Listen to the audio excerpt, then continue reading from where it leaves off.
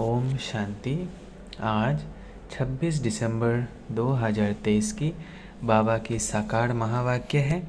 प्यारे बाबा बोले, मीठे बच्चे, मनुष्य से देवता बनने की यह पढ़ाई है। इस पढ़ाई में ज़रा भी गफलत नहीं करनी है। सोया खाया पढ़ाई नहीं की तो बहुत पछताना पड़ेगा। प्रश्न, किस बात में ब्रह्मा बाप को फॉलो करो तो उन्नति होती रहेगी? उत्तर, जैसे ब्रह्मा बाप ने अपनी पूरी आहुति दे दी अर्थात सब कुछ समर्पण किया, ऐसे फॉलो फादर उन्नति का साधन है। बाप के रचे हुए इस रुद्र यज्ञ में अपनी आहुति देना अर्थात बाप का मददगार बनना। परंतु ये ख्याल भी कभी नहीं आना चाहिए कि मैंने इतनी मदद की, इतना दिया। बाप तो दाता है, उससे तुम लेते हो, देते नहीं। गीत बजा है, तूने रात गवाई सो के। ओम शांति। बच्चों ने गीत सुना, इस पर भी बच्चों को समझाया है। बाप कहते हैं, बच्चों से मैं बात करता हूँ और कोई भी ऐसे कह नहीं सकेंगे। साधु संत महात्मा तो ढेर है। कोई कहते हैं कि इनमें शक्ति है, ये तो सबका बाप है, वह बैठ समझाते हैं। बहुत बच्चे हैं जो सारा दिन बस खाते पीते और सोते हैं, नींद बहुत करते हैं। इससे क्या होगा? हीरे जैसा जन्म खो देंगे। माया गफलत बहुत कराती है। कुंभकर्ण की नींद में माया ने सुला दिया है। अब जगाने वाला आया है। अज्ञान निद्रा से जागो। सारी सृष्टि, उसमें भी खास भारत में अज्ञान ही अज्ञान है। तो बाप कहते हैं, अब गफलत करेंगे तो बहुत बहुत पछताना पड़ेगा। फिर पछताने से तो काम नहीं होगा। यहाँ मनुष्य से देवता बनने की पढ़ाई है, ऐसे तो कोई कह ना सके। ऐसे नहीं, यहाँ भी वही ज्ञान है। ये तो पढ़ाई ही नहीं है। आदि सनातन देवी देवता धर्म की स्थापना होती है। ऐसे तो यहाँ भी देवी बहुतों को कहते हैं। स्त्री देवी को पुरुष देवता भी, स्त्री देवी तो पुरुष देवता हो गया। परंतु हम तो सतयुग में देवी देवता पद पाने का पुरुषार्थ कर रहे हैं, सो तो ज़रूर सतयुग स्थापन करने वाला ही प्राप्त कराएगा। सब सत्संगों से ये बात न्यारी है। जो ईश्वर को सर्वव्यापी कहते हैं और अनेक अवतार बताते हैं, उनसे पूछो, अगर ईश्वर सर्वव्यापी है तो अवतार कहने वाले भी ज़रूर ईश्वर का अवतार होंगे। अच्छा, फिर रचना के आदि मध्य अंत का राज तो बताओ। तो कुछ भी बता नहीं सकेंगे। भिन्न भिन्न प्रकार के होते हैं, रिद्धि सिद्धि वाले भी हैं। नई आत्मा आती है तो वो भी ताकत दिखाती है। ये धर्म स्थापन करने नई आत्मा प्रवेश करती है तो उनका नाम बाला हो जाता है। यहाँ शक्ति की बात नहीं।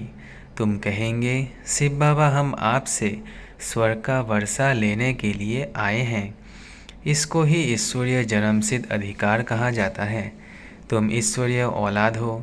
कोई भी साधु संत महात्मा ऐसे नहीं कहेंगे कि हम बाप दादा के बच्चे हैं। तुम तो जानते हो हम स्वर्ग का वर्षा ले रहे हैं। बाबा कहते हैं, पूरा वर्षा लेना है तो बाप की याद में रहो। बाप यहाँ ही पढ़ाते हैं। रजा स्थापन हो जाएगी तो यह पढ़ाई और पढ़ाने वाला गुम हो जाएगा। यह ब्राह्मण कुल अभी है। कहते हैं हम ब्रह्मा की औलाद है। तो ब्रह्मा कब आया? ब्रह्मा तो संगम पर आएंगे ना। प्रजापिता ब्रह्मा जिन ब्राह्मणों को रचते हैं वो तो देवी देवता बन जाते हैं। फिर ब्राह्मण तो रचते नहीं हैं।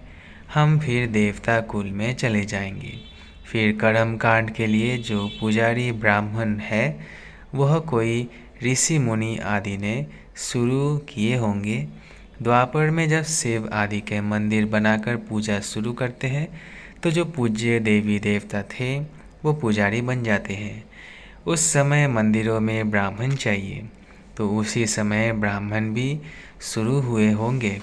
जो पूज्य से पुजारी बने उनको ब्राह्मण नहीं कहेंगे। मंदिरों में मूर्ति के आगे ब्राह्मण ज़रूर होगा, तो उस समय वह ब्राह्मण भी निकले होंगे। यह हुआ डिटेल समाचार। वास्तव में इससे भी ज्ञान का संबंध नहीं। ज्ञान सिर्फ कहता है मन मना भाव। तुम बच्चों को कहा जाए शिव बाबा और वर्षे को याद करो, तो क्या सिर्फ याद करने से सभी लक्ष्मी नारायण बन जाएंगे? नहीं, फिर पढ़ाई भी तो है। जितना ज़्यादा सर्विस करेंगे उतना ऊंच पद पाएंगे, उतना गोल्डन स्पून इन माउथ होगा। नई दुनिया बनने में, अदली बदली होने में टाइम तो लगता है ना। विनाश के बाद स्थापना होगी, कलयुग के बाद सतयुग होगा। भल अर्थक्वेक आदि होती रहती है, परंतु अनेक धर्मों का विनाश होना है। ड्रामा पूरा होता है। अभी हम बाबा के पास जाकर फिर नई दुनिया में आएंगे। इस समय हम इस यज्ञ के ब्राह्मण हैं। शिव बाबा ने 5000 वर्ष पहले मुआफिक रुद्र यज्ञ रचा है। यह बहुत बड़े ते बड़ा यज्ञ है। इस यज्ञ की संभाल करते हो तुम ब्राह्मण, सच्चे ब्राह्मण। वो ब्राह्मण तो मेटेरियल यज्ञ रचते हैं। कोई आपदा आदि आनी होती है तो यज्ञ रचते हैं। सतयुग में गुरु आदि की दरकार नहीं थी। गुरु वहाँ होगा जहाँ सद्गति की ज़रूरत हो। अब यहाँ तो अथाह गुरु है। इतने वेद शास्त्र आदि होते हुए भी भारत की ऐसी गति क्यों हुई है? तुम लिख सकते हो 5000 वर्ष पहले मुआफिक सब मनुष्य कुंभकर्ण की घोर निद्रा में सोए पड़े हैं। नींद तो सब करते हैं, परंतु यह अज्ञान निद्रा की बात है। कोई भी गुरु नहीं जो सद्गति दे सके। अब सोजरा करने वाला कौन है?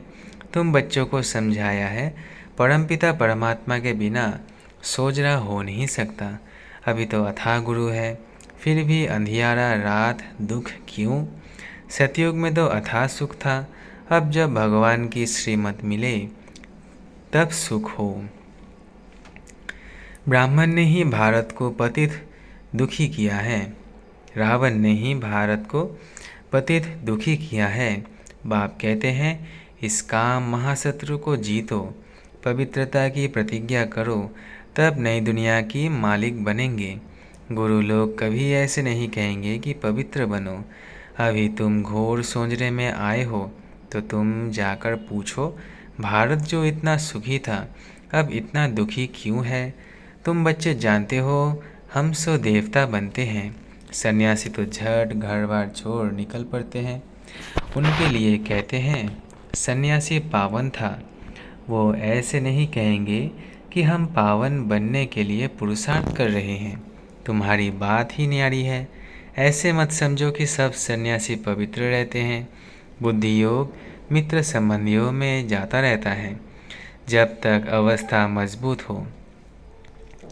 तुमको कहा जाता है देह सहित देह के सर्व संबंधों को भूलो, तो कितनी मेहनत लगती है। उनसे जब पूछा जाता है तो सन्यास कब किया, लौकिक नाम क्या है, तो कहेंगे ये बातें मत पूछो। स्मृति क्यों दिलाते हो? कोई कोई बतलाते भी है। फिर उनसे पूछते हैं कि तुम फौरन ही सबको भूल गए या याद आती है? मालूम तो पड़े ना तुम कौन थे, कैसे छोड़ा। अकेले थे व बाल बच्चे भी थे, फिर वो तुमको याद पड़ते हैं। कहते हैं हाँ, बहुत समय याद पड़ते थे, मुश्किल से याद टूटती है। अपना जीवन याद तो रहता है। भल हम शिव बाबा को याद करते हैं, परंतु ऐसे थोड़ी अपना जीवन या शास्त्र आदि जो पढ़े हैं वो भूल जाते हैं। सिर्फ कहते हैं जीते जी भूल जाओ, ये धारण करो। याद करेंगे तो लटक पड़ेंगे। पहले ये बातें सुनो, फिर जज करो। जीते जी मर्जी व बनो और किसी का मत सुनो।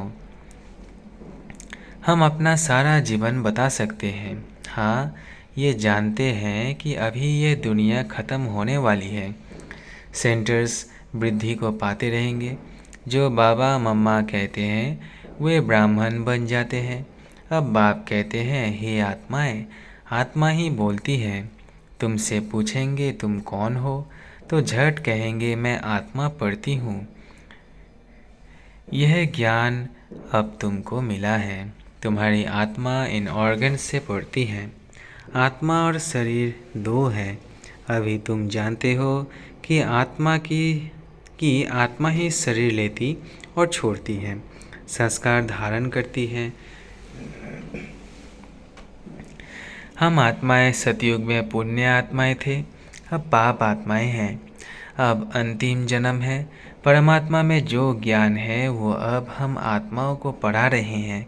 बाकी सब मनुष्य घोर अंधियारे में है। शास्त्र आदि सब भक्ति मार्ग के हैं, उनको ज्ञान नहीं कहा जाता। ज्ञान दिन और भक्ति रात है। तुम पूछ सकते हो गीता का रचयिता कौन है और कब आया, गीता कब लिखी गई। बाबा भी लिखते रहते हैं, फिर उस पर गौर करना पड़ता है। ऐसे ऐसे बुद्धि में धारण करने से फिर तुम्हारी उन्नति होती जाएगी। बाप कहते हैं, मेरे को याद करो। बच्चों को माला का राज भी समझाया है। परमपिता परमात्मा बेहद का फूल है। फिर है 2 दाने ब्रह्मा सरस्वती। प्रजापिता ब्रह्मा द्वारा रचना रची गई है। यह है आदि देव और आदि देवी। यह ब्राह्मण है जिन्होंने स्वर्ग बनाया है, इसलिए इनकी पूजा होती है। बीच में वह 8 दाने हैं जो सूर्यवंशी बने हैं, बहुत मदद की है। नॉलेज बुद्धि में रहनी चाहिए। यह भी जानते हो कि यज्ञ में बरोबर आहुति दी जाती है। माताओं की उन्नति के लिए बाबा ने युक्ति रची है। बलि चढ़ाना तो फॉलो फादर। गांधी को भी जिन्होंने मदद की तो अलफकाल का सुख मिला। वह था हद का बाप, यह है बेहद का बाप। यहाँ बाबा ने सब कुछ माताओं के चरणों में दे दिया। तो यह है 1 नंबर में आ गया। तुम बच्चों को पुरुषार्थ करना है। जो मदद करेंगे वही स्वर्ग के मालिक बनेंगे। ऐसे कोई मत समझे कि हम शिव बाबा को मदद करते हैं। नहीं, शिव बाबा ही तुमको मदद करते हैं।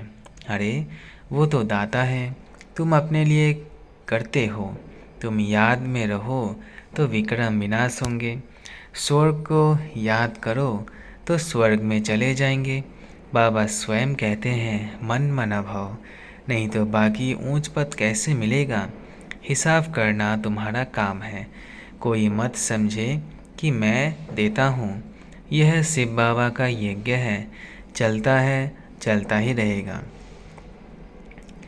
तुम बच्चे ब्राह्मणों के दिल में है कि हम सिर्फ भारत में ही नहीं बल्कि संपूर्ण विश्व में बाप की मदद से अपना राज्य स्थापन कर रहे हैं। हम फिर से पवित्र बन भारत को स्वर्ग बनाकर राज्य करेंगे। शिव बाबा की मत पर चलने से भारत स्वर्ग बन जाता है। तो यह याद रखो कि शिव बाबा पढ़ाते हैं।